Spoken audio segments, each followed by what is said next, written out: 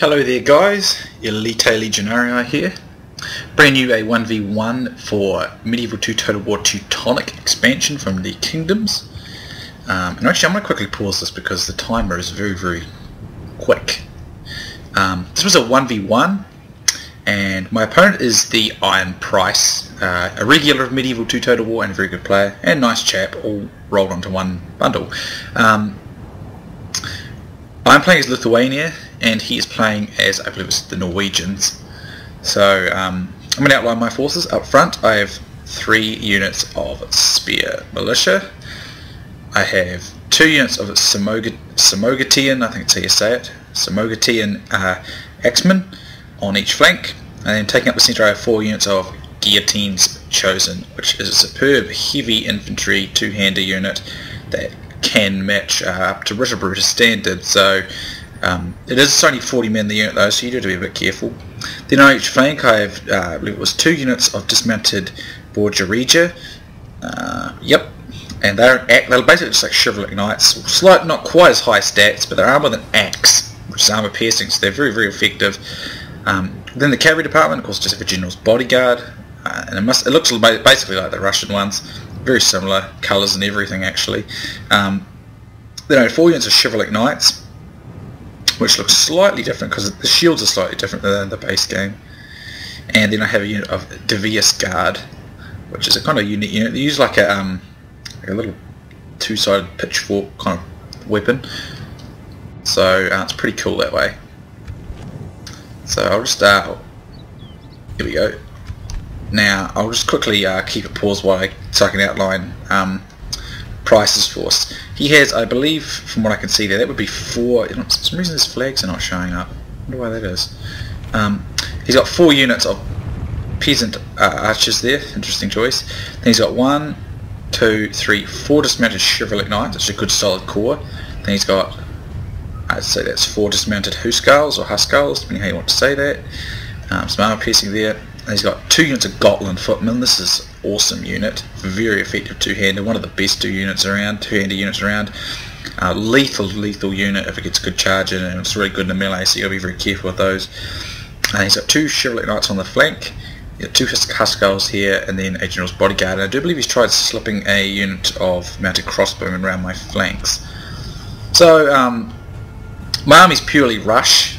And I was I took a gamble here. I didn't actually know if this was a rush map, but fortuitously this high ground, which is the obvious place to deploy, is very close to each other, so you don't need to worry about missiles. So his peasant archers, interesting choice that he has them, but they're probably going to be very limited. Could use them as a meat shield though to take on my rush. The spear militia is purely for the if he tried anything with this cav, but he's not going to, so it's okay. However, they probably inadvertently soaked up my charge on my opponent, so that probably wasn't such a good thing. I've got a wee bit of lag there. That might just be fraps being a bit of a nuisance. It should stop. Let me pause that, and then unpause it. Yeah. So yeah, the peasants might have actually stopped my own charge a bit there. So that probably wasn't very helpful. I didn't really think of that actually. So I decided to charge my my chivalric knights through.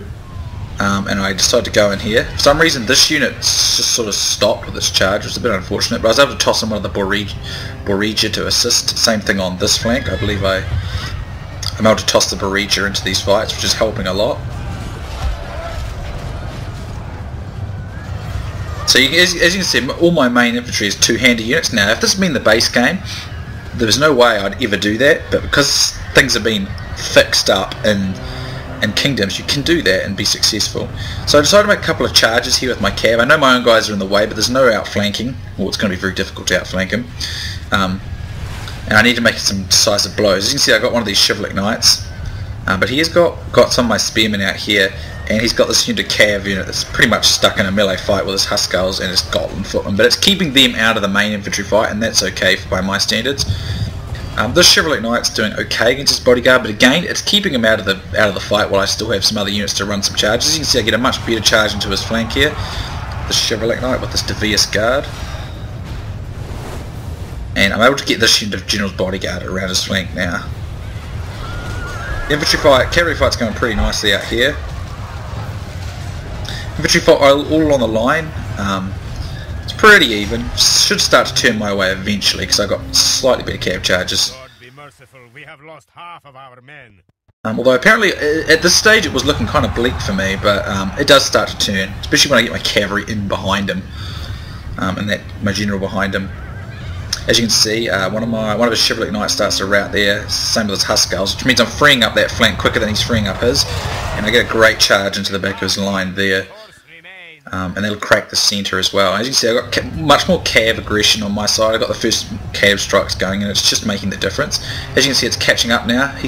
I was nearly 10 behind him, but now it's even. And I get a great one into his Gotland footman there, and that's not good for him.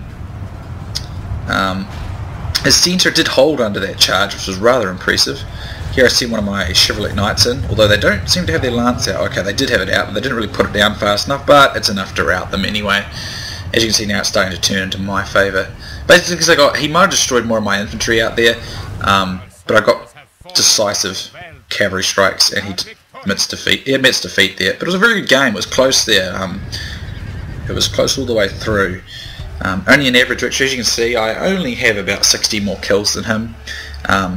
He had about roughly 100 more men than me, but very, very similar numbers, very, very similar kills. It was very, very close. As you can see, a couple of my chivalric knights did do pretty good, but they did take as much losses as they gave, except for this one. The general's bodyguard was a bit of a game changer though, and that was really helpful. Guillotine's chosen. It's a very powerful unit, as you can see. 48, 35, 54, much more than they lost. 23. Samatogian Axeman.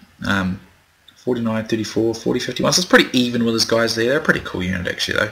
The Devious Guard, 57. So the cav did most of the work. There's dismounted Borregia. They certainly help that cavalry fight on that flank, allowing me to win it quicker so I get more strikes on the rear. And the Spear Militia was just a meat shield of course, so nothing too glorious for them. So good game for the Iron Price. Enjoyed that one. And I will be uploading a 3v3 for this next, for Teutonic Order next, for the Teutonic expansion. So I look forward to that guys, and hope you enjoyed this one, and I'll see you soon next time.